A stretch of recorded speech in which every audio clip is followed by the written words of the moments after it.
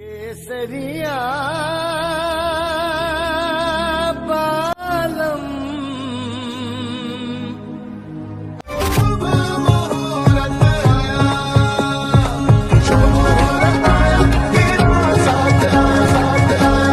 Ganga hospital में तो आगे बढ़े मैं बोली। अभी कनवासलम के फूल की चर्चा की आदरणीय परशुराम तिवारी जी ने, उसकी 4 पंक्तियां कि हर संकट का हल निकलेगा, आज नहीं तो कल निकलेगा, रख जारी अभ्यास निरंतर, अग्निवान से जल निकलेगा।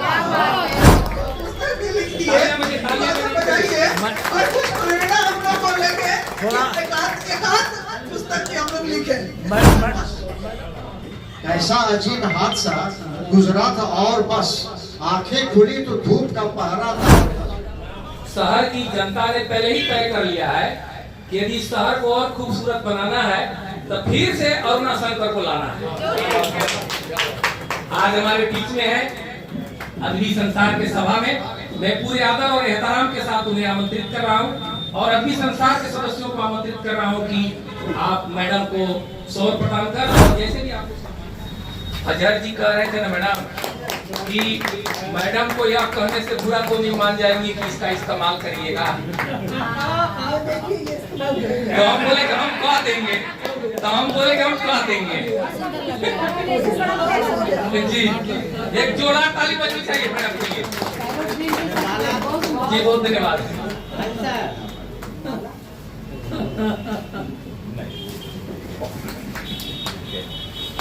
जोरदार तालियां जी, आपकी तालियां बजेंगी। लेकिन ये उनके बारे में कहना कम होगा जिनका, और आपकी तालियां बजते रहे भाई, इसमें कंजूसी ना हो।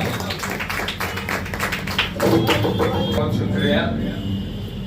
और विभिन्न क्षेत्र से लोगों को सम्मानित किया जा रहा है। मैं तो यही कहूँगा कि नगमे अलग अलग हैं मगर साज एक है। नगमे अलग अलग हैं साज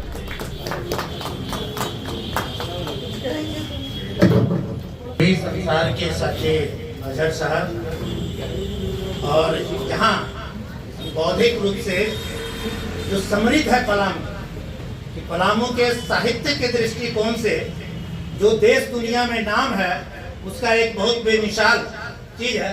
नादिम बल्की साहब के बारे में साथी ने चर्चा की है। हम वर्ल्ड सोशल फोरम के एक कार्यक्रम में हैदराबाद गए थे। वहाँ के प्रोफेसर ने हमको मेहमानबाजी की है, इसलिए ज्यादा इज्जत दी है कि हम नादिम बल्की शहर से आए हुए हैं, और उन्होंने अपनी पुस्तक दिए थे कि आप हमारे गुरुदेव के पास में पहुंचा दिए। हम जब डाल्टनगंज उतरे तो सबसे पहले बल्की साहब के घर गए और उनको वो पुस्तक दिए, उनका संदेश दिए। तो ये शहर है मेरा, और वहाँ हम बोल कर आए कि हमारा शहर इतना ज्यादा महत्वपूर्ण है कि आप आइए डाल्टनगंज, देखिए कि डाल्टनगंज में जो कब्रिस्तान है वो हिंदू मोहल्ले के अंदर है, और जो शमशान घाट है वो मुस्लिम मोहल्ले के अंतर्गत है, और हम लोग का मोहब्बत और प्यार के साथ गुलजार रहता है। तो इसलिए ये ताकत पलामू जिला का जितना है कि हर सप्ताह एक पुस्तक यहाँ का प्रकाशित होता है भिन्न भिन्न क्षेत्र में। यहाँ साहित्य कण-कण में बसा हुआ है, इसको बचा कर रखना है, यही हमारी ताकत है। यही हमारा सबसे ज्यादा है कि जब भी कभी राजनीति लड़खड़ाने लगे तो साहित्य उसको सहारा देता है। ये पुरानी कहावत है, और इसको हम क्षेत्र के लोगों की आशा कि अगर कोई किरण इस धरती पर तो वो है अरुणा शंकर जी। मेरे पास अल्फाज नहीं है कि मैं आपकी तारीफ करूं।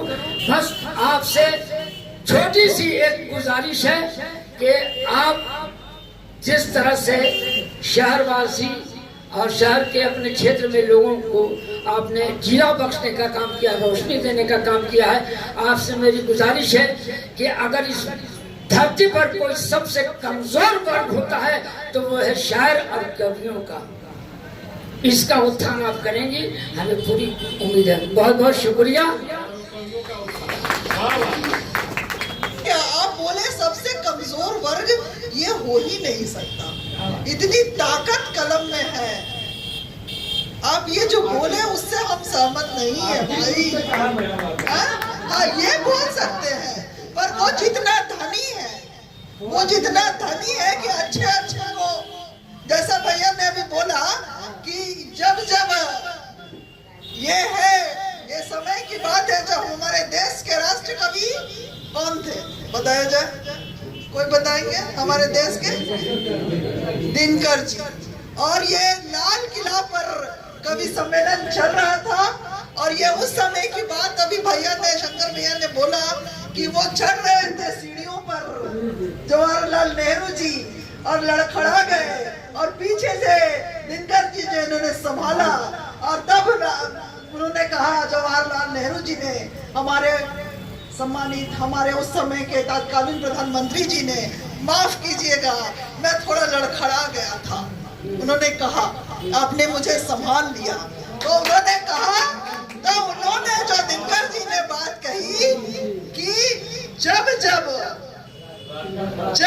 राजनीति लड़खड़ाएगी तब साहित्य उसे संभालेगा, तो ये जो आपने बोला उससे हम कहीं भी सहमत नहीं है। ये इतनी ताकत है इसके अंदर, जहां न पहुंचे रवि वहां पहुंचे कवि। तो ये हमारे मन के अंदर का जो भी बोल सकते हैं भावना है, या तो उसको डिप्रेशन वाली भावना बोल सकते हैं, कमजोरी वाली भावना है कि हम कमजोर हैं। कभी हम कमजोर नहीं है। आज देखिए हम सब यहाँ बैठे, कितनी रौनक है, कितनी सकारात्मक ऊर्जा यहाँ पे बह रही है। तो क्या ये कमजोर लोगों की ऊर्जा बह रही है यहाँ पर? नहीं। ये हम कभी, मुझे ये कहना है हमेशा अपने भाइयों से, हमेशा कि जैसी सोच आप रखेंगे आप उसके अनुरूप हो जाएंगे, वो पात्रता आपकी बन जाएगी। इसलिए सोच हमेशा मजबूत रखिए, आप बुलंद रखिए, आपकी बुलंदी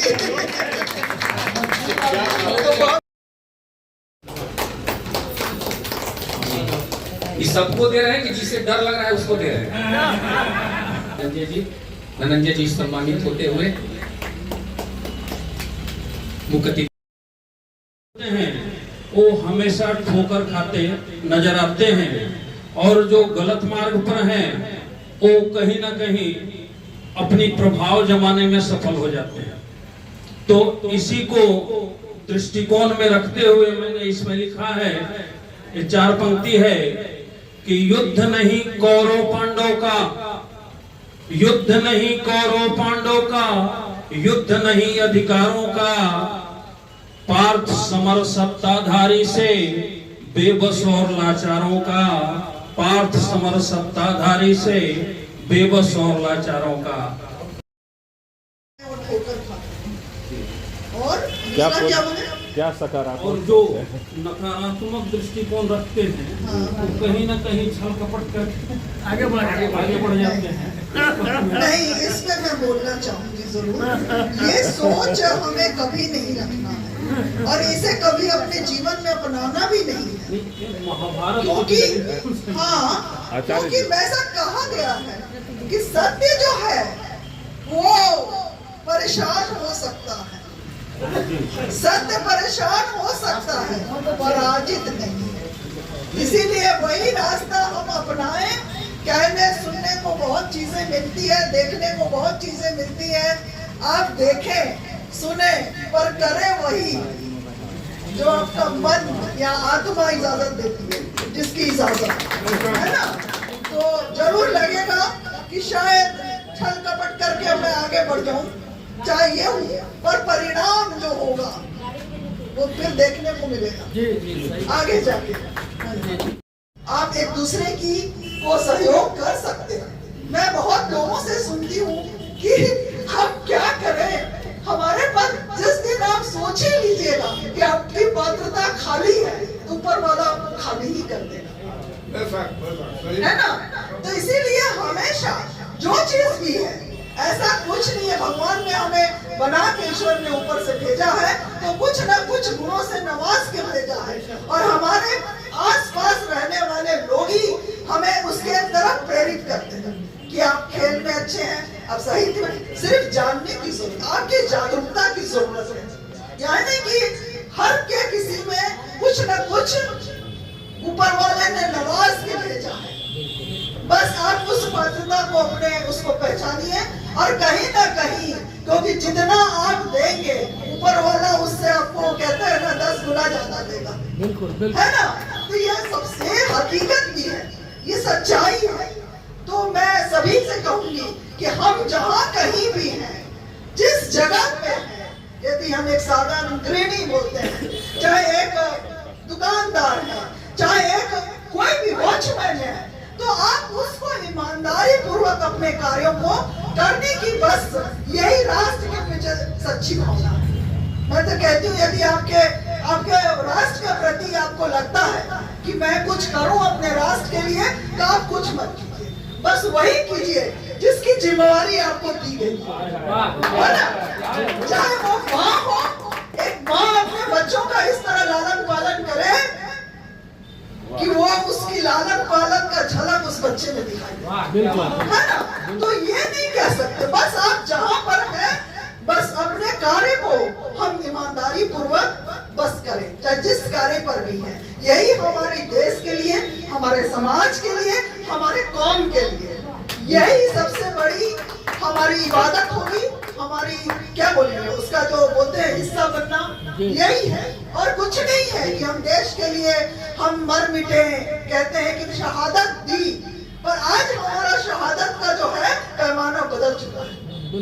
हम जान देकर हम देश के प्रति अपनी नहीं बता सकते कि हम जान ही देंगे तभी हम देश के प्रति वफादार हैं।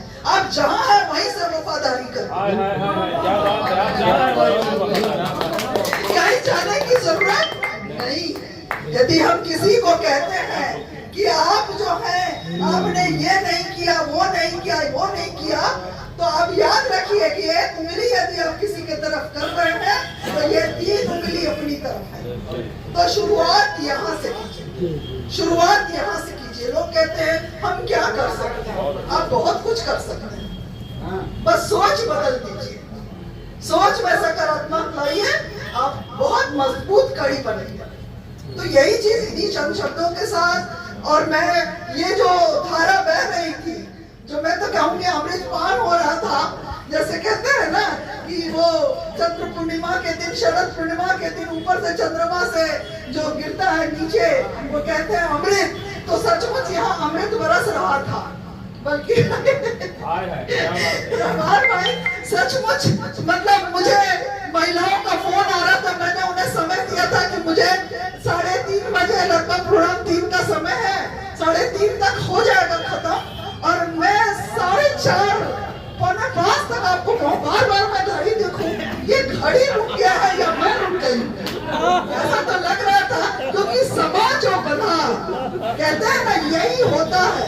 ये जो समा, जब आप ज्ञान के गंगा में बहते हैं तो समय पता नहीं चलता। उन्होंने मुझे फोन किया, उन्होंने रुक जा भाई आ रहे हैं, बस। तो मुझे लगा कि मैं घड़ी तो ठीक है ना, बार बार मैं देखूं, चलिए अच्छी बात है। इसी को कहते हैं कि अच्छी सोहबत, अच्छा लोगों के बीच में रहने से जो ज्ञान मिलता है, जो भैया ने बताया अभी कि अच्छी किताबें पढ़ो, अच्छी, क्योंकि सारी चीजें हमें एक ही चीज बताती है, जो हमें बताती है कि नेक दिल इंसान कैसे बनना है। वो क्या बोलते हैं, भाषा अलग अलग हो सकती है, पर वो जो है ना उसका नहीं, उसका जो मतलब है, उसका जो सार है, वो एक जो एक ही चीज बताता है, चाहे वो किसी भी भाषा में, अंग्रेजी में हो, उर्दू में, संस्कृत में हो, और बहुत सारी भाषाएं हैं। हमारा देश अनेक भाषाओं का, अनेक परंपराओं का एक समूह है, जहाँ हम सब मिलकर कहते हैं ना कि एक ही रंग को यदि बहुत खूबसूरत है, ये लाल रंग, यदि सभी दिन में लाल पहन के घूमूं तो आपको नहीं अच्छा लगेगा, है ना। तो वो है कि रंगों का गुलदस्ता है हमारा, विविध रंगों का, विविध आचरण, विचार, हर विचार से, आचार से, व्यवहार से, और मैं क्या बोलूं, पोशाक से, हम सब चीज से भिन्न है, पर हमारा जो दिल है वो एक ही आवाज है कि एक ही चीज बताता है, वो देश के लिए धड़कता है सबका।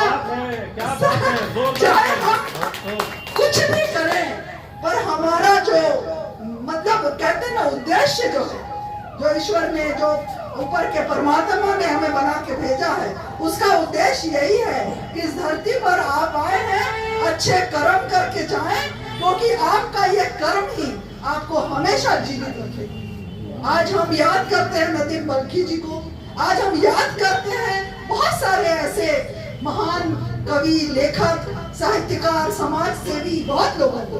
क्यों? उनके कर्मों से। तो अच्छे कर्म वाले कवि मरते नहीं, जाते नहीं, मैं मरता भी नहीं बोल सकता, रुखसत नहीं होते, वो हमेशा हमारे बीच में हम सबको प्रेरित करते हैं। क्या बात है ना? तो ऐसा कर्म बनाना है हमें अपना कि वो जाते हैं हमारे बीच से दिखाई नहीं देते हैं, पर कहीं न कहीं अदृश्य रूप से उनकी शक्तियाँ हमारे साथ हैं। और मैं आप सबको नए वर्ष में अपने भाइयों को, अपनी बहनों को, साथ में मेरी पार्षद बहनें यहाँ बैठी हैं, उन सब का साथ हमेशा मेरे साथ रहा। आप सबका भी हमेशा आभार करती हूँ कि आप सबके, क्योंकि यहाँ जितनी भी बहनें बैठी हैं, मैं तो और नई क्या बोलते हैं, इस खेल की, इस मैदान की ये नहीं थी, पर ये जो अनुभवी बहनें यहाँ बैठी हैं, जो 3-3 साल से इस शहर को अपना सहयोग दे रही है, ऐसी महान जिनकी शक्ति जो इनके अंदर है, उनको मैं नमन करती हूँ। सस्ता और समुचित इलाज के लिए गरीबों का रहनुमा मात्र एक हॉस्पिटल, मैया बाबू हॉस्पिटल।